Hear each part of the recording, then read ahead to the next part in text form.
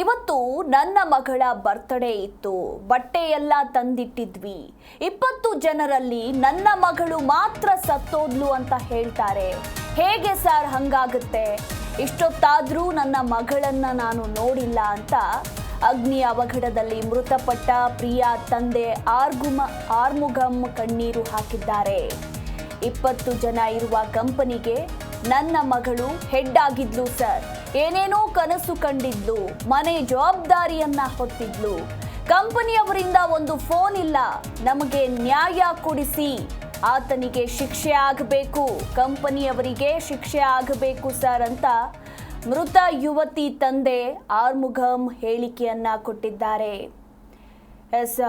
ಬೆಂಕಿ ಅವಘಡದಲ್ಲಿ 20 ವರ್ಷದ ಯುವತಿ ಪ್ರಿಯಾ ಸಾವನ್ನಪ್ಪಿರುವ ಪ್ರಕರಣಕ್ಕೆ ಸಂಬಂಧಪಟ್ಟಂತೆ ಅಂದರೆ ಬೈಕ್ ಶೋರೂಮ್ನಲ್ಲಿ ನಡೆದಂತಹ ಅಗ್ನಿ ಅವಘಡದಲ್ಲಿ ಪ್ರಿಯಾ ಸಾವನ್ನಪ್ತಾರೆ. ಈಗ ಅವರ ತಂದೆ ತನ್ನ ಅಳಲನ್ನ ತೋಡಿಕೊಂಡಿದ್ದಾರೆ. 10 ಗಂಟೆ ಹೋಗಿ ಅರ್ಚನೆ ಮಾಡೋಣ ಇದೆ, ಕೇಕ್ ಕಟ್ ಮಾಡ್ಬೇಕಂತ ಇದ್ದೆ. ಏನ್ ಸರ್ ಇದು ಹೇಳಿ? ನಿನ್ನೆ 9:50 ಹೋದ್ರು, 10 ಗಂಟೆ 10:15 ತೆಗೆದ್ರಂತೆ. ಹೆಂಗ್ ಸರ್ ಫೈರ್ ಅಷ್ಟ 20 ಜನ ಕೆಲಸ ಮಾಡಿ ನಮ್ಮ ಮಗಳು ಮಾತ್ರ ಹೆಂಗ್ ಸಿಕ್ಕಾಕೊಂಡ್ಲು ಸರ್? ಏನು ನ್ಯಾಯ ಅಲ್ವಾ ಸರ್ ಇದಕ್ಕೆ? ಕಂಪನಿ ಕಡೆಯಿಂದ ನೀವೇ ನ್ಯಾಯ ಕೊಡಿಸ್ಬೇಕು ಸರ್. ಕಂಪನಿ ಕಡೆಯಿಂದ ಒಂದು ಫೋನ್ ಬಂದಿಲ್ಲ ಸರ್. ಹೆಂಗ್ ಸರ್ ಇದು? ಇನ್ನೂ ನಂಬಕೈತಲ್ಲ ಸರ್, ಮಗಳು ಇದ್ದಾರೆ ಅಂತ. ಎಲೆಕ್ಟ್ರಿಕ್ ಗಾಡಿ ಸರ್. ನಮ್ಮ ಮಗಳು CA ಓದ್ಬೇಕಂತಿದ್ವಿ ಸರ್. ಆಡಿಟ್ರಾಗ ಓದ್ದು ಮಗಳ ಮನೆಗೆ ಮಗಳೇ ಆಧಾರವಾಗಿದ್ದು. ಹ್ಞೂ ಸರ್, ನಮ್ಮ ಮಗಳು ಅವರೇ ಸರ್ ದೇವರು ನನಗೆ. ಅವರೇ ಸರ್ ನನಗೆ ದೇವರು. ಎಷ್ಟು ಜನ ಮಕ್ಕಳು? 2 ಗಂಟೆ 1 ಹೆಣ್ಣು ಸರ್. ಲಾಸ್ಟ್ ಮಗಳು ಸರ್ ಅವಳು. 97 ಹುಟ್ಟುದು ಸರ್. 97 20ನೇ ತಾರೀಕು 11ನೇ ತಿಂಗಳು ಸರ್. ಏನು ಸರ್ ಇದು ಹೇಳಿ? ಎಷ್ಟು ದಿನ ಕೆಲಸ ಮಾಡ್ತಿದ್ದಾರೆ? 3 ವರ್ಷದಿಂದ ಕೆಲಸ ಮಾಡ್ತಾ ಇದ್ದಾರೆ ಸರ್. ಅಲ್ಲಿ ಹೋಗಿ 3 ವರ್ಷ ಆಯ್ತು ಸರ್. ಅಂದ್ರೆ ಹೆಂಗ್ ಇರ್ತಿದ್ರು ಸರ್ ಕಂಪನಿ ಕೆಲಸ ಮಾಡೋದಾಗಿರ್ಬೋದು, ಹೆಂಗ್ ಸರ್ ಆಗುತ್ತೆ? ಕಸ್ಟಮರ್ ಜೊತೆ ಕಮ್ಯುನಿಕೇಟ್ ಮಾಡೋದಾಗಿರ್ಬೋದು, ಹೆಂಗ್ ಸರ್ ಅವ್ರು ಯಾರು ಫೋನ್ ಮಾಡ್ಲಿಲ್ಲ ಸರ್ ಕಂಪ್ನಿಯವರು. ನನಗೆ 6:15 ಕರೆಕ್ಟಾಗಿ ನಮ್ಮ ಫ್ರೆಂಡ್ 7 ಮಾಡಿ ಅಂತ ಇದ್ದಾರೆ. ಅವ್ರು ಫೋನ್ ಮಾಡಿದ್ರು ಸರ್, ಈ ಥರ ಪ್ರಿಯಾ ಕೆಲಸ ಮಾಡ್ತಾರಲ್ಲ, ಅಲ್ಲಿ ಏನೋ ಬೆಂಕಿ ಹಚ್ಕೊಬಿಟ್ಟಿದ್ದೆ, ಪ್ರಿಯಾ ಅಂತ ಹೇಳ್ತಾ ಇದ್ರು. ಇನ್ನು ಓಡ್ಬಾ ಅಂದ್ರು. ನಾನು ಆಟೋಲ್ಲಿ ಹೋದೆ ಸರ್ ನಾನು. ಆಮೇಲೆ ಪೊಲೀಸ್ ಸಾಹೇಬ್ರೆಲ್ಲ ಬಂದ್ಬಿಟ್ಟು ಇಲ್ಲಿ ನಮ್ಮ ಮಿಸ್ಸಸ್ನ ಕರ್ಕೊಂಡು ಹೋದ್ರೆ, ನಮ್ಮ ಮಿಸ್ಸಸ್ ಅವರು 2 ಕಾಲು ನೋವು ಸರ್. ಅದು ನಡೀಕೆ ಹಾಕಿಲ್ಲ ಸರ್, ಮೈ ಹುಷಾರಿಲ್ಲ ಸರ್. ಶೋರೂಮ್ ಇಂದಾಗ್ಲಿ ಬೇರೆ ಯಾರಾದ್ರೂ ನಿಮ್ಮನ್ನು ಕಾಂಟ್ಯಾಕ್ಟ್ ಮಾಡಿದ್ರೆ? ಯಾರು ಮಾಡಲಿಲ್ಲ ಸರ್, ಯಾರು ಮಾಡಲಿಲ್ಲ. ಅದೇ ಸರ್ ಬೇಜಾರೈತೆ ಇದೆ ಸರ್. ಎಷ್ಟೊತ್ತಿಗೆ ಐತೆ, ಎಷ್ಟೊತ್ತಿಗೆ ಬೆಂಕಿ ಹಚ್ಕೊಬಿಡ್ತು ನಮಗೂ ಗೊತ್ತಿಲ್ಲ ಸರ್. ನಾನು 10 ಗಂಟೆ ಹೋಗಿ ಅರ್ಚನೆ ಮಾಡೋಣ ಇದೆ, ಕೇಕ್ ಕಟ್ ಮಾಡ್ಬೇಕಂತ ಇದ್ದೆ. ಏನು ಸರ್ ಇದು ಹೇಳಿ? ನಿನ್ನೆ 9:50 ಹೋದ್ರು, 10 ಗಂಟೆ 10:15 ತೆಗೆದ್ರಂತೆ. ಹೆಂಗ್ ಸರ್ ಫೈರ್ ಅಷ್ಟ 20 ಜನ ಕೆಲಸ ಮಾಡಿ ನಮ್ಮ ಮಗಳು ಮಾತ್ರ ಹೆಂಗ್ ಸಿಕ್ಕಾಕೊಂಡ್ಲು ಸರ್? ಏನು ನ್ಯಾಯ ಅಲ್ವಾ ಸರ್ ಇದಕ್ಕೆ? ಕಂಪನಿ ಕಡೆಯಿಂದ ನೀವೇ ನ್ಯಾಯ ಕೊಡಿಸ್ಬೇಕು ಸರ್. ಕಂಪನಿ ಕಡೆಯಿಂದ ಒಂದು ಫೋನ್ ಬಂದಿಲ್ಲ ಸರ್. ಹೆಂಗ್ ಸರ್ ಇದು? ಇನ್ನೂ ನಂಬಕೈತಲ್ಲ ಸರ್, ಮಗಳು ಇದ್ದಾರೆ ಅಂತ. ಎಲೆಕ್ಟ್ರಿಕ್ ಗಾಡಿ ಸರ್. ನಮ್ಮ ಮಗಳು CA ಓದ್ಬೇಕಂತಿದ್ವಿ ಸರ್. ಆಡಿಟ್ರಾಗ ಓದ್ದು. ಮಗಳ ಮನೆಗೆ ಮಗಳೇ ಆಧಾರವಾಗಿದ್ದು. ಹ್ಞೂ ಸರ್, ನಮ್ಮ ಮಗಳು ಅವರೇ ಸರ್ ದೇವರು ನನಗೆ. ಅವರೇ ಸರ್ ನನಗೆ ದೇವರು. ಎಷ್ಟು ಜನ ಮಕ್ಕಳು? ಇದಿಷ್ಟು ಆ ತಂದೆಯ ಮಾತುಗಳು. ನೋಡಿ, ಆ ತಂದೆಯ ಮಾತುಗಳನ್ನು ಕೇಳ್ತಾ ಇದ್ರೆ ಅವರ ಧ್ವನಿಯಲ್ಲಿ ಎಷ್ಟೊಂದು ದುಃಖ ಇದೆ, ಅವರ ಮುಖದಲ್ಲಿ ಎಷ್ಟೊಂದು ನೋವಿದೆ ಅನ್ನೋದು ಗೊತ್ತಾಗುತ್ತೆ. ತನ್ನ ಮಗಳನ್ನು ಕಳೆದುಕೊಂಡಿರುವಂತಹ ನೋವಿನಲ್ಲಿ ತಂದೆ ಕುಗ್ಗೋಗಿದ್ದಾರೆ. ಇನ್ನೂ ಕೂಡ ನಾವು ನಮ್ಮ ಮಗಳನ್ನು ನೋಡಿಲ್ಲ, ಮನೆಗೆ ಆಧಾರ ಸ್ತಂಭವಾಗಿದ್ಲು, ಇವತ್ತು ಅವಳ ಬರ್ತ್ಡೇ ಇತ್ತು, ಬಟ್ಟೆ ಎಲ್ಲ ತಂದಿದ್ವಿ. ಹೆಂಗಾಗುತ್ತೆ? 20 ಜನ ಕೆಲಸ ಮಾಡ್ತಾ ಇರುವಂತಹ ಕಂಪನಿಯಲ್ಲಿ ನನ್ನ ಮಗಳೇ ಈ ಅಗ್ನಿ ಅವಘಡದಲ್ಲಿ ಸುಟ್ಟು ಕರಕಲಾಗ್ತಾಳೆ ಅಂದರೆ ಅದು ಹೇಗೆ ಸಾಧ್ಯ? ನಮಗೆ ನೀವೇ ನ್ಯಾಯ ಕೊಡಿಸಿ ಅಂತ ಆ ಅಮಾಯಕ ತಂದೆ ಮಾಧ್ಯಮದವರ ಮುಂದೆ ಮಾತನಾಡ್ತಾ ಇದ್ದಾರೆ. ಕಂಪನಿಯವರು ಇಷ್ಟೆಲ್ಲ ಆದರೂ ಕೂಡ ಒಂದೇ ಒಂದು ಫೋನ್ ಕರೆನೂ ಕೂಡ ನಮಗೆ ಇದುವರೆಗೂ ಮಾಡಿಲ್ಲ. ಅದೆಷ್ಟೊತ್ತಿಗೆ ಬೆಂಕಿ ಹಚ್ಕೊಳ್ತೋ, ಅದೇನಾಯ್ತೋ ಅನ್ನೋದು ಕೂಡ ನಮಗೆ ಗೊತ್ತಿಲ್ಲ. ನನ್ನ ಮಗಳು ಕಿರಿಯಳು, ಅವಳು ಈಗ ಇಲ್ಲ ಅನ್ನೋದನ್ನು ನಮ್ಮ ಕೈಯಲ್ಲಿ ಅರಗಿಸಿಕೊಳ್ಳೋದಕ್ಕೆ ಆಗ್ತಾ ಇಲ್ಲ. ಇನ್ನೂ ಇಲ್ಲೇ ಎಲ್ಲೋ ಇದ್ದಾಳೆ ಅಂತಾನೆ ಅಂದ್ಕೊಂಡಿದ್ದೀವಿ ಅಂತ ಆ ತಂದೆ ತಮ್ಮ ನೋವನ್ನು ತೋಡಿಕೊಂಡಿದ್ದಾರೆ. ಈ ಕುರಿತಾಗಿ ನಮ್ಮ ಪ್ರತಿನಿಧಿ ವಿಶ್ವನಾಥ್ ಇನ್ನೂ ಹೆಚ್ಚಿನ ಮಾಹಿತಿಯನ್ನು ನೀಡ್ತಾರೆ. ವಿಶ್ವನಾಥ್, ಈ ತಂದೆಯ ಮಾತುಗಳನ್ನು ಕೇಳ್ತಾ ಇದ್ರೆ ನಿಜಕ್ಕೂ ಕೂಡ ಎಂಥವರ ಕರುಳು ಕೂಡ ಕಿರುಚುತ್ತೆ ಅಂತಲೇ ಹೇಳಬಹುದು. ಇನ್ನಾದರೂ ಕೂಡ ಇಷ್ಟೊತ್ತಾದರೂ ಕೂಡ ನಾವು ನಮ್ಮ ಮಗಳನ್ನು ನೋಡಿಲ್ಲ ಅಂತ ಆ ತಂದೆ ಹೇಳ್ತಾ ಇದ್ದಾರೆ.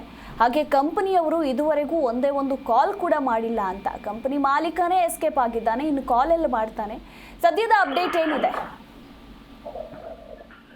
ಯಸ್ಮದು, ಖಂಡಿತವಾಗ್ಲು ರಾಜಾಜಿನಗರದ ಈ ರಾಜ್ಕುಮಾರ್ ರಸ್ತೆಯಲ್ಲಿರುವಂತಹ ಈ ಶೋರೂಮ್ ಏನಿದೆ, ಆ ಶೋರೂಮ್ ನಲ್ಲಿ ನಿನ್ನೆ ಸಂಜೆ ನಡೆದಂತಹ ಅಗ್ನಿ ದುರಂತದಲ್ಲಿ ಈಗಾಗಲೇ ಪ್ರಿಯಾ ಅನ್ನೋರು ಮೃತಪಟ್ಟಿದ್ದು. ಇನ್ನು ಇವತ್ತು ಮೃತ ಪ್ರಿಯಾಳ ಬರ್ತ್ಡೇ ಇತ್ತು. ಹೀಗಾಗಿ ಬರ್ತ್ಡೇ ಸೆಲೆಬ್ರೇಷನ್ ಮಾಡೋದಕ್ಕೂ ಕೂಡ ಕುಟುಂಬಸ್ಥರು ನಿರ್ಧಾರ ಮಾಡಿದ್ದು. ಇವತ್ತು ಅವ್ರನ್ನ ಅಂದ್ರೆ ಡ್ಯೂಟಿಗೂ ಕೂಡ ಕಳಿಸ್ತಾ ಇರ್ಲಿಲ್ವಂತೆ. ಪ್ರಿಯಾ ಅವರ ತಂದೆ ಆರುಮುಗಮ್ಮ ಭಾವುಕ ನುಡಿಗಳನ್ನ ನೋಡ್ತಿದ್ದಾರೆ. ಇವತ್ತು ಅವರ ಬರ್ತ್ಡೇ ಇತ್ತು. ಇದಕ್ಕಾಗಿ ಹೊಸ ಬಟ್ಟೆ ಖರೀದಿ ಮಾಡಿದ್ದೆ, ಕೇಕ್ ಕಟ್ ಮಾಡಿ ಸಂಭ್ರಮಿಸೋದಕ್ಕೆ ತಯಾರಿ ಕೂಡ ಮಾಡಿದ್ವಿ. ಆದ್ರೆ ಮಗಳು ಏಕಾಏಕಿ ಈ ರೀತಿಯಾಗಿ ದುರಂತವಾಗಿ ಸಾವನ್ನಪ್ತಾಳೆ ಅಂತ ನಾವು ಊಹಿಸಿರ್ಲಿಲ್ಲ ಅನ್ನೋ ಒಂದು ಹಿನ್ನೆಲೆಯಲ್ಲೂ ಕೂಡ ಕಣ್ಣೀರನ್ನ ಹಾಕಿರುವಂತದ್ದು. ಸದ್ಯಕ್ಕೆ ಇವತ್ತು 26ನೇ ವರ್ಷಕ್ಕೆ ಕಾಲಿಡ್ತಾ ಇದ್ರು. ಯಾರದ್ದೋ ನಿರ್ಲಕ್ಷ್ಯಕ್ಕೆ ಬಾಳಬೇಕಾಗಿದ್ದಂತಹ ಯುವತಿ ಈಗ ಪ್ರಾಣವನ್ನ ಕಳ್ಕೊಂಡಿರುವಂತದ್ದು. ಇನ್ನು ಪೊಲೀಸರ ತನಿಖೆಯಲ್ಲಿ ಬಯಲಾಗ್ತಾ ಇರುವಂತಹ ಸತ್ಯ ಏನು ಅಂತಂದ್ರೆ, ಇಲ್ಲಿ ಯಾವಾಗ ಬೆಂಕಿ ಹೊತ್ಕೊಳ್ಳುತ್ತೋ, ಬೆಂಕಿ ಹೊತ್ತಿಕೊಂಡಂತಹ ಸಂದರ್ಭದಲ್ಲಿ ಎಲ್ಲರೂ ಕೂಡ ಹೊರಗಡೆ ಬರ್ತಾರೆ. ಆದ್ರೆ ಆ ಪ್ರಿಯಾ ಗಾಬರಿಯಿಂದಾಗಿ ಅವರ ಚೇಂಬರ್ ಏನಿದೆ ಆ ಚೇಂಬರ್ಗೆ ಹೋಗಿ ಲಾಕ್ ಮಾಡ್ಕೊಂಡಿದ್ದಾಳೆ ಅನ್ನೋದು ಗೊತ್ತಾಗ್ತಾ ಇದೆ. ಈ ಹಿನ್ನೆಲೆಯಲ್ಲಿಗೆ ಈ ಒಂದು ದುರಂತ ನಡೆದಿದೆ ಅಂತ ಹೇಳ್ಬೋದು. ಆದ್ರೆ ಯಾವುದೇ ಒಂದು ಬೆಂಕಿ ಅವಘಡಗಳು ಸಂಭವಿಸಿದಂತಹ ಸಂದರ್ಭದಲ್ಲಿ ಅಲ್ಲಿ ಆ ಸೇಫ್ಟಿ ಪ್ರಿಕಾಷನ್ಸ್ ಅಂದ್ರೆ ಈ ಬೆಂಕಿಯನ್ನ ನಂದಿಸುವಂತಹ ಪರಿಕರಗಳೇನಿರುತ್ತೆ ಅವೆಲ್ಲವನ್ನೂ ಕೂಡ ಇಡಬೇಕಾಗುತ್ತೆ. ಅದ್ಯಾವುದೂ ಕೂಡ ಈ ಶೋರೂಮ್ ಅಲ್ಲಿ ಇರ್ಲಿಲ್ಲ ಅನ್ನೋದು ಗಂಭೀರ ಆರೋಪ ಕೂಡ ಇರುವಂತದ್ದು. ಸದ್ಯಕ್ಕೆ ಪ್ರಕರಣ ದಾಖಲು ಮಾಡ್ಕೊಂಡಿದ್ದಾರೆ ಪೊಲೀಸರು. ಈಗ ತನಿಖೆ ಕೂಡ ನಡೀತಾ ಇದೆ. ಆದ್ರೆ ಈ ಒಂದು ಶೋರೂಮ್ ನ ಮಾಲೀಕ ಆಗಿರ್ಬೋದು, ಮ್ಯಾನೇಜರ್ ಆಗಿರ್ಬೋದು ಈಗ ಎಸ್ಕೇಪ್ ಕೂಡ ಆಗಿದ್ದಾರೆ. ಇನ್ನು 20 ಜನ ಇರುವಂತಹ ಕಂಪನಿಗೆ ಕಂಪ್ಲೀಟ್ ಆಗಿ ಪ್ರಿಯಾ ಹಿಟ್ ಆಗಿದ್ದಂತೆ. 20 ಜನರಲ್ಲಿ ನನ್ನ ಮಗಳು ಮಾತ್ರ ಹೇಗೆ ತೀರ್ಕೊಂಡ್ಲು ಅನ್ನೋ ಒಂದು ಸಾಕಷ್ಟು ನೋವು ಮತ್ತು ಅನುಮಾನಗಳು ಕೂಡ ಈಗ ಪೋಷಕರಿಗೆ ಇರುವಂತದ್ದು. ಸದ್ಯಕ್ಕಂತೂ ಕಂಪ್ಲೇಂಟ್ ಏನೋ ದಾಖಲಾಗಿದೆ. ಆದ್ರೆ ಹೋದ ಜೀವ ಅಂತೂ ವಾಪಸ್ ಬರೋದಿಲ್ಲ. ಈಗ ಮರಣೋತ್ತರ ಪರೀಕ್ಷೆ ವಿಕ್ಟೋರಿಯಾ ಆಸ್ಪತ್ರೆಯಲ್ಲಿ ನಡೀತಾ ಇದೆ. ಮರಣೋತ್ತರ ಪರೀಕ್ಷೆಯ ನಂತರ ಕುಟುಂಬಸ್ಥರಿಗೆ ಮೃತದೇಹ ಹಸ್ತಾಂತರ ಆಗುತ್ತೆ. ಅದಾದ್ಮೇಲೆ ಅಂತಿಮ ವಿಧಿವಿಧಾನಗಳು ಕೂಡ ನಡೆಯುತ್ತೆ. ಒಟ್ಟಾರೆಯಾಗಿ ಬಾಳಿ ಬದುಕಬೇಕಾಗಿದ್ದಂತಹ ಯುವತಿ ಏನಿದ್ದಾಳೆ ಈಗ ಬೇರೆಯವರ ನಿರ್ಲಕ್ಷ್ಯದಿಂದ ಆಕೆ ಪ್ರಾಣವನ್ನ ಕಳೆದುಕೊಂಡಿರುವಂತದ್ದು. ಈ ಹಿನ್ನೆಲೆ ಪೊಲೀಸರಿಗೂ ಕೂಡ ಸಾಕಷ್ಟು ತನಿಖೆಯನ್ನ ನಡೆಸ್ತಾ ಇದ್ದಾರೆ ಸದ್ಯಕ್ಕಂತೂ. ಇನ್ನು ಈ ಮ್ಯಾನೇಜರ್ ಆಗಿರ್ಬೋದು, ಈ ಒಂದು ಶೋರೂಮ್ ನ ಓನರ್ ಆಗಿರ್ಬೋದು, ಅವರು ಸಿಕ್ಕಂತಹ ಸಂದರ್ಭದಲ್ಲಿ ಮತ್ತಷ್ಟು ವಿಷಯಗಳು ಹೊರಗಡೆ ಬರಬೇಕಾಗಿದೆ. ಒಟ್ಟಾರೆಯಾಗಿ ಇವತ್ತು ಬರ್ತ್ಡೇ ಆಚರಣೆ ಮಾಡಬೇಕಾಗಿದ್ದಂತಹ ಮಗಳನ್ನ ಕಳೆದುಕೊಂಡು ಇಡೀ ಕುಟುಂಬವೇ ಶೋಕ ಸಾಗರದಲ್ಲಿ ಮುಳುಗಿರುವಂತದ್ದು. ಎಸ್, ಥ್ಯಾಂಕ್ ಯು ವಿಶ್ವನಾಥ್ ನಿಮ್ಮೆಲ್ಲ ಮಾಹಿತಿಗಾಗಿ.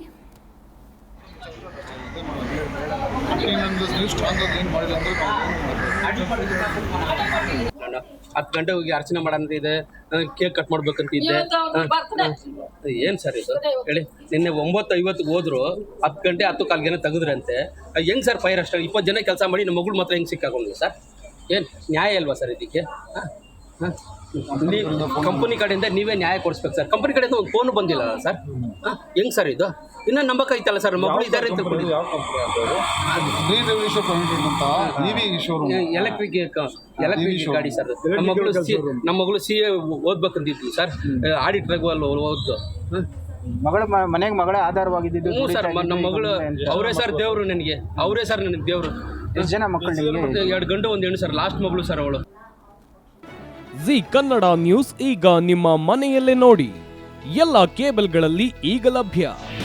ನಿಮ್ಮ ನೆಚ್ಚಿನ ಜಿ ಕನ್ನಡ ನ್ಯೂಸ್ ಈಗ ಸನ್ ಡೈರೆಕ್ಟ್ ನಲ್ಲಿ number 292, Tata play number 1664, Jio TV number 1334, NXT digital number 30, in cable number 30, city networks 51, U digital number 162, GTPL number 17, Rockline telecommunications number 42, Shri Basaveshwara cable number 168, rural cable network 60, Vinayaka digital 57, Abhishek cable 821, city channel 53, Siddeshwara cable network 57, V4 digital Infotech 628, Surya digital networks 53, Gajanan digital number 836, Malnad infotech private limited number